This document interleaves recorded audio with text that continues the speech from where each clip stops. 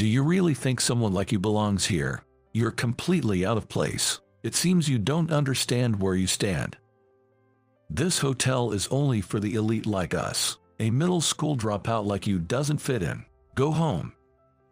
Despite the mean things my classmate Mike said to me, I didn't care. It's because Mike didn't know the truth. I'm called James and I'm in my 30s. I'm about to tell you about things that happened in the past. My family was very poor, so ever since I started elementary school, I was ridiculed by those around me. It was because my clothes were obviously hand-me-downs and worn out. So, everyone laughed and called me a poor person. By the time you're in elementary school, you start to distinguish which families are wealthy and which are poor. Families who can afford to buy the latest games and bicycles for their kids are considered rich, while those who have nothing are seen as poor. I was an only child, but we were a single-parent family, and my mother was struggling to keep our living, so I hardly had any toys. My parents divorced before I was fully aware, and it seems my mother never received any child support. According to my mother, my father was unfaithful and cheated a lot, and despite her repeated warnings, he never changed.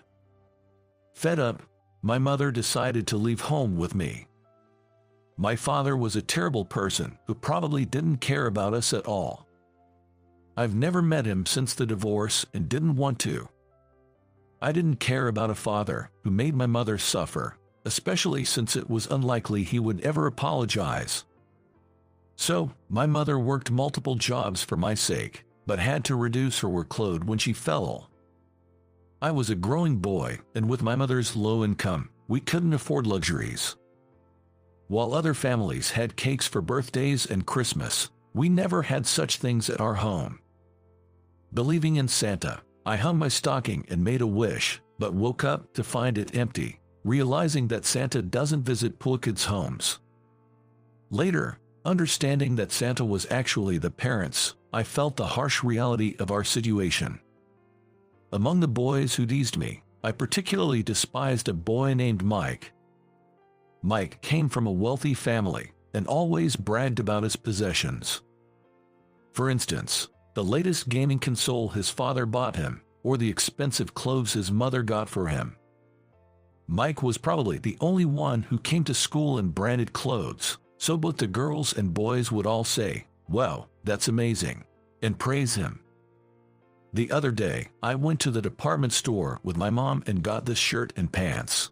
Cool, right? They cost $500 in total. Ha ha ha. Well, my family is rich, so it's expected. There he goes again. Hey, James, your clothes are so lame. Where did you buy them? From a supermarket, perhaps? Well, yes, but so what? Give me a break. Who buys clothes at a supermarket? That's for groceries. Well, my mom only shops at high-end stores. But I guess your family can only afford Walmart, right? What's wrong with Walmart? They have tasty snacks. I would never eat cheap supermarket snacks. I only eat the high-end snacks my mom chooses. Don't compare your family to mine. Mike's family was indeed wealthy, and I remember being shocked by their gigantic house when I saw it once. Mike's father was a business owner and seemed to be doing quite well financially. That's probably why he could afford to buy anything his family desired without causing them any hardship. Yet, seeing Mike belittling others, I couldn't help but think his education was a failure. Mike seemed to enjoy looking down on me, criticizing everything I had. The clothes and shoes my mother bought for me, even my school bag, he ridiculed them all, which made me incredibly angry. One time, Mike aggressively scratched my backpack. Angry that he had damaged the backpack my mother had worked hard to buy for me, I confronted him. "What did you do? Look, it's scratched. My mom bought this for me." But isn't that obviously cheap? Who cares about something like that? My stuff is high-end. This is the most expensive thing from the department store. That's not the point.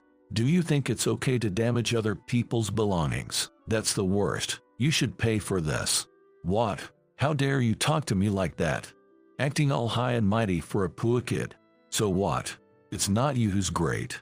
It's your dad who's the CEO. There's nothing great about being the kid, Mike. Don't get ahead of yourself. I've always been pretty assertive, so I wasn't just going to take the bullying for nothing. But maybe that got under his skin, because Mike flew into a rage and started hurling insults at me. He also resorted to throwing sand from the playground at me as a form of harassment. Things escalated, and I began to dread dealing with someone like Mike. It felt like a waste of time to engage with someone like him, and I was planning to ignore him from then on.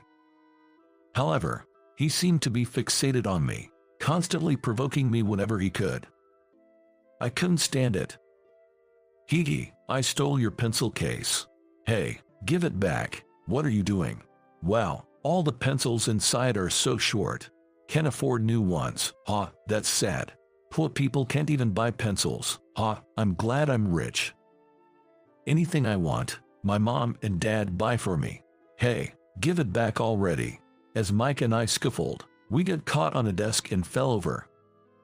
The desk crashed down and hit Mike's arm, causing him to hold it in pain. I realized I was in trouble, but everyone was whispering and looking at me. They must have thought I injured him on purpose. But it was not intentional. I was just trying to stop Mike's foolishness. However, in our elementary school class, everyone disliked me because I was poor, and they told our teacher, Mr. Thompson, that I did it on purpose.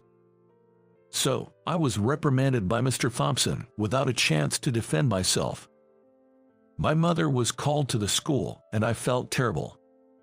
She apologized repeatedly and looked like she was about to cry. I never wanted to put her through this. We even went to apologize to Mike's family, but they were furious. It was just a minor bruise, nothing serious. But it all started because Mike stole my pencil case and teased me. For the first time, I realized how unfair the world could be. It was frustrating to see everyone siding with Mike, the rich kid. I always wondered why I had to go through this just because I was poor. I wasn't causing trouble for anyone by being poor. I was trying my best to live every day. Having to make my mother apologize was a huge shock to me, but Mike seemed unfazed. In fact, he was spreading rumors that I deliberately knocked over the desk to hurt him. Then, we entered middle school and ended up in the same class again. Mike had apparently tried for private middle schools but didn't get in anywhere, so he ended up at the local public middle school. He wasn't that bright, just wealthy, which I kind of expected. But Mike was making excuses like I was just 1 point away from passing, which seemed rather pathetic. Even after we started middle school, Mike continued to tease me and, along with other boys, mock my lunch. They called the lunch my mom made for me poor looking. What's this? That sandwich has no ham in it. How can you eat this? Isn't this worse than animal feed? Hey, just give it back. No way. If you say please return it, Lord Mike, I might consider it. Who would say that? Hey, you think a pool kid like you can talk back to me? Do you know who I am? The son of the CEO of Adams Corporation. So what? You're always bragging about your parents, but you yourself aren't impressive at all. You ended up here because you failed to get into a boys' school. Say that again, I dare you. I'll say it as many times as you want. Despite being a rich kid, you couldn't get into middle school because you're not smart. All right, tough luck. This is what happens to someone who can't apologize. Mike dumped my lunch on the floor and burst out laughing. I was so shocked that I froze and couldn't do anything. I admit I might have gone too far, but Mike was the one who started it. I wondered if this wouldn't have happened if I had been more submissive. But I didn't want to just take it one-sidedly, and I've always been pretty assertive, so I couldn't help but talk back. Then, in our third year of middle school, everyone started to seriously consider their future paths. Mike was told by our homeroom teacher, Mr. Carter, that he had no chance at prestigious private high schools, so he lowered his sights to a certain private school. I couldn't even dream of attending a private high school, and I was even debating whether to go to a public one. My mother had become more frail than before, and I knew she was pushing herself to work. Her complexion was always poor, pale as clay, making me fear she might pass away someday. I felt guilty making her work so hard for me, so I thought it would be better to start working right after middle school. But Mr. Carter was a bit surprised when he heard I wanted to work instead of going to high school, considering my decent grades. I've decided not to go to high school but to work instead. I really want to start earning as soon as possible to ease my mother's burden. Well, I can understand that, but James, your grades are decent, and you could do well in high school. Are you sure that's not an option? Yes, that's an academic school, and I don't think they focus much on job placement. You know, vocational schools are said to be better for getting jobs, but academic schools focus on preparing students for university. I don't even have time to get qualifications at a vocational school.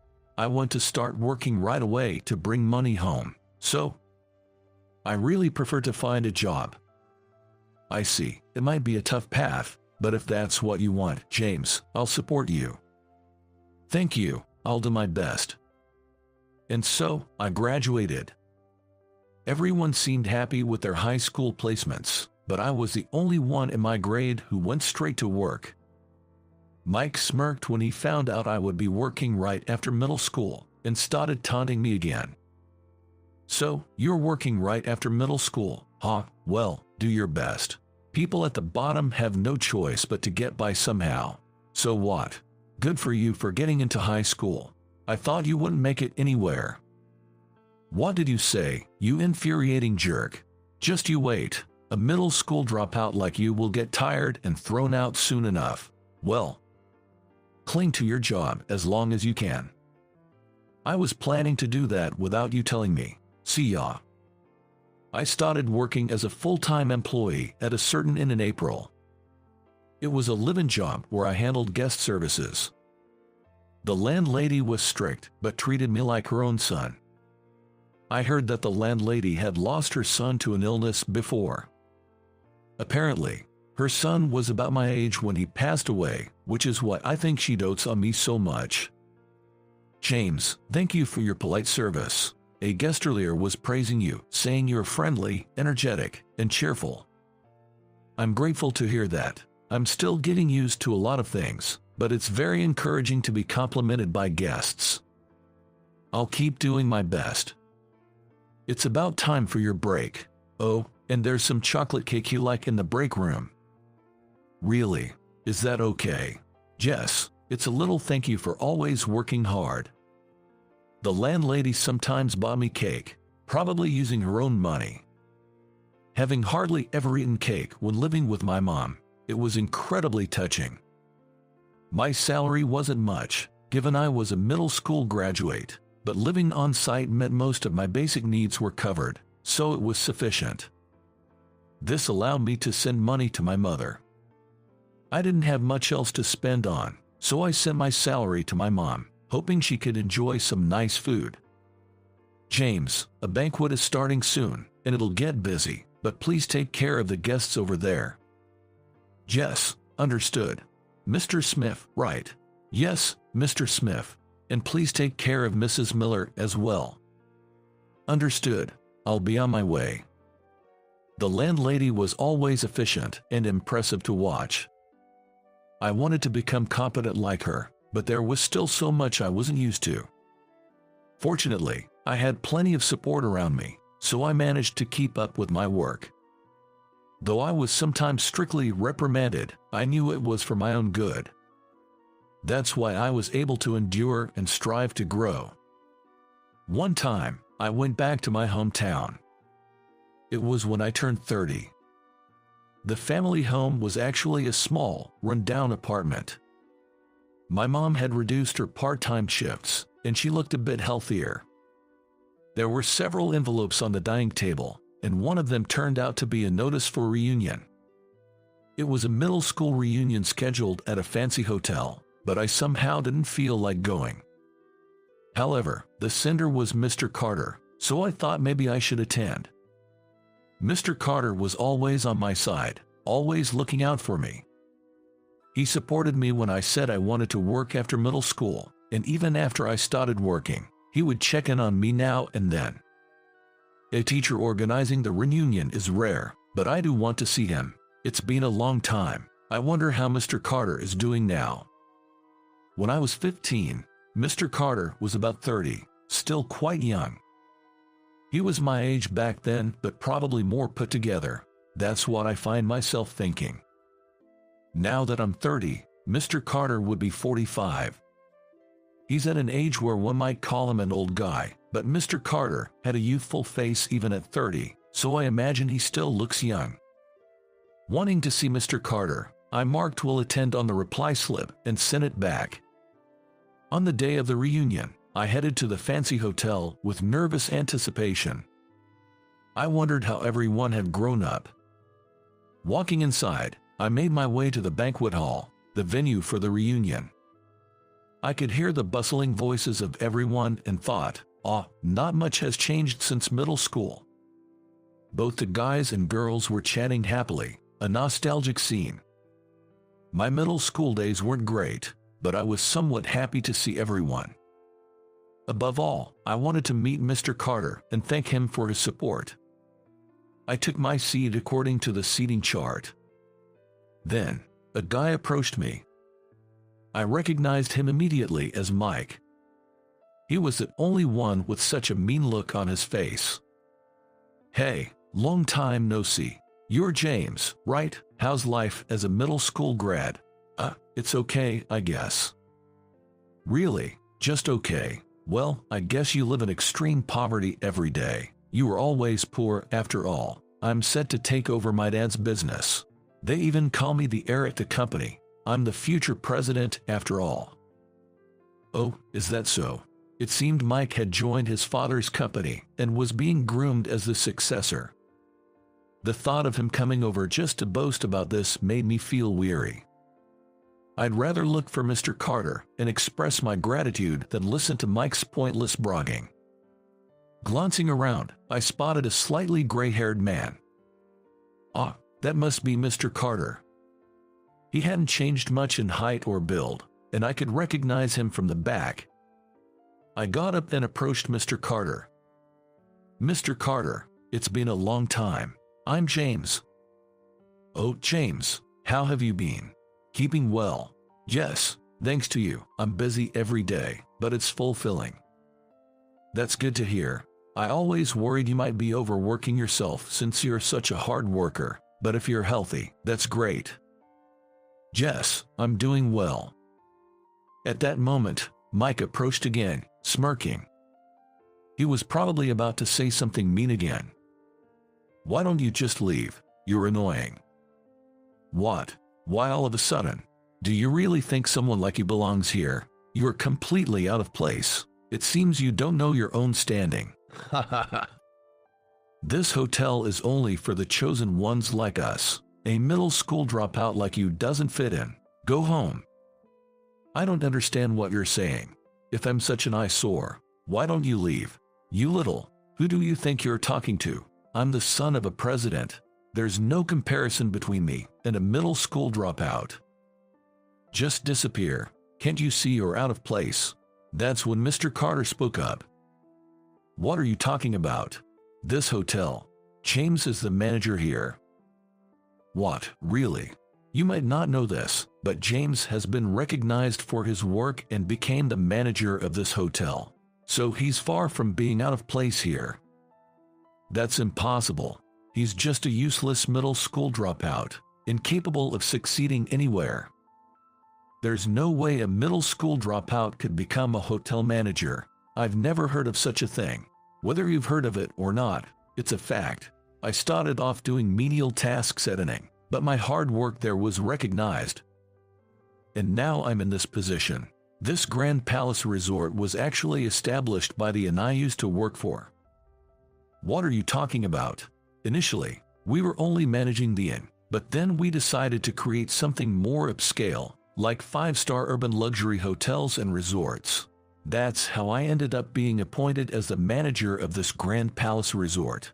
They saw my hospitality skills and manners developed at the end and asked me to take on this role. Mike was utterly astonished, his eyes wide with disbelief.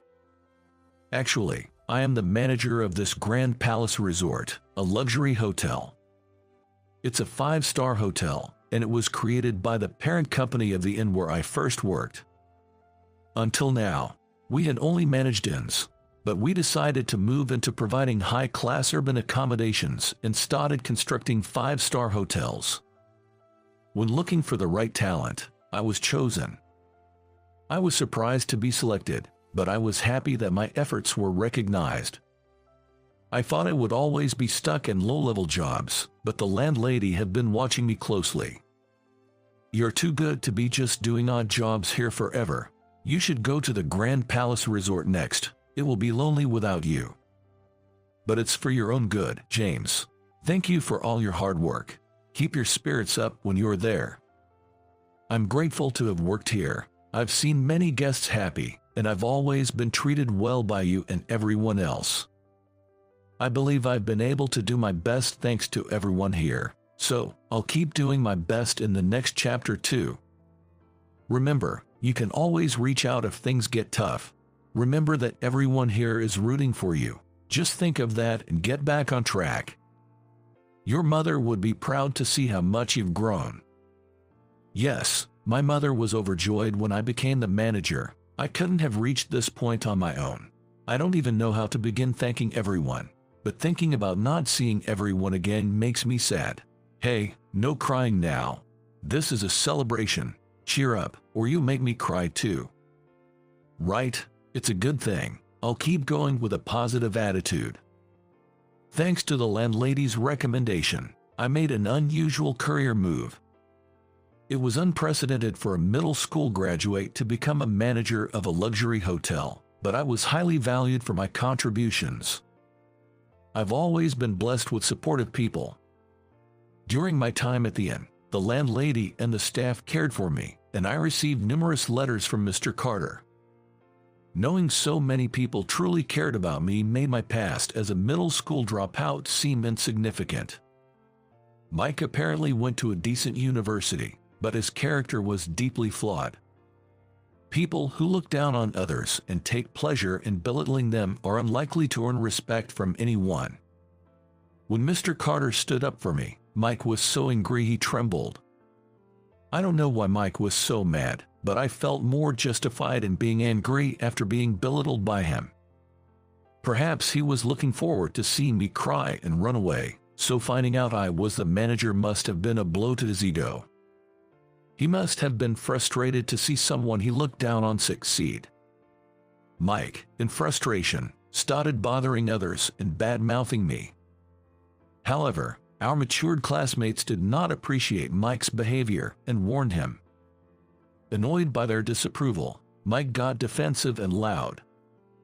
Eventually, after being told he was being a nuisance, he sheepishly left. He's still acting like a child. Well, if he can acknowledge James's efforts, it's no surprise people think he hasn't grown up. Right? I wouldn't want to be like him. I was mocked in middle school, but I never thought he'd still be so malicious. Anyway, it's good to see you're doing well, James. Although we've been exchanging letters, it's reassuring to see you in person. You tend to overdo things, so I've been worried. How's the hotel job going? Thanks to you, it's going smoothly. There are tough times, but I enjoy the work more than anything. That's good to hear. Remember, if things get hard, you can always talk to me. You're not a middle schooler anymore. But you're still an important former student to me, so don't hesitate to reach out. Then, I met a woman. She was visiting with a friend and was earnestly searching for a lost item. No staff member could find it, but I stumbled upon it by chance. When I returned the lost item to her, she was delighted. Her name was Emily, and she was beautiful. The handkerchief she lost, given by her mother, was very precious to her. Her mother had passed away, but she had given Emily the handkerchief just before her death. Thank you so much for finding it. This was the last thing my mother gave me. So it's very precious. It might look like a dirty old handkerchief, but it's a cherished keepsake to me. Not at all. I'm honored to have been of help. I'm glad you found your precious item. And somehow, Emily and I started dating. She pursued me earnestly, and eventually, I gave in. I wondered if it was okay to develop this kind of relationship with a guest, but since we coincidentally met on my day off, it must be fate. Emily wanted to express her gratitude to me and invited me out for a meal. She still seemed pleased about that handkerchief, giving me the impression that she's a very sincere person. I'm really glad to be dating you. After all, it's rare to find someone as dedicated to their work as you are. You're such a hard worker. And I aspire to be like that too. Is that so? But there's something important I need to tell you. I'm sorry for keeping it quiet, but the truth is, I never made it to high school. Aren't you worried about having a future with someone like me? You only went to middle school. Yes. When Emily momentarily looked frozen, I thought she must have been put off. After all, lacking an education could be a significant drawback when considering marriage in the future. But that wasn't the case with Emily. Wow, but I hope this doesn't sound rude. Becoming a manager despite not even going to high school is quite impressive. You must have worked very hard. You really do give your all in everything, don't you? Really. You're not put off. I mean, when you think about the future, some might prefer a college-educated elite, right? I once dated a college graduate who was set to become the next CEO of a certain company, but he was incredibly self-centered. He seemed to enjoy looking down on others, and I was fed up with it. I prefer someone who is currently striving hard over someone like that. Educational background varies from person to person, and it shouldn't dictate how one lives their life. Is that so? I'm glad to hear that. I couldn't help but wonder if Emily's ex-boyfriend might have been Mike. I didn't want to pry too deeply or remind her of unpleasant memories, so I remained silent. Emily seemed to trust and think highly of me. I may not be as accomplished as she believes, but I am determined to become a man worthy of her expectations. A year later, we get married. Emily's parents approved of me, which was incredibly gratifying. I was concerned they might be unhappy about their daughter marrying a man without even a high school diploma, but they said, "Education is just one of many measures and doesn't define a person."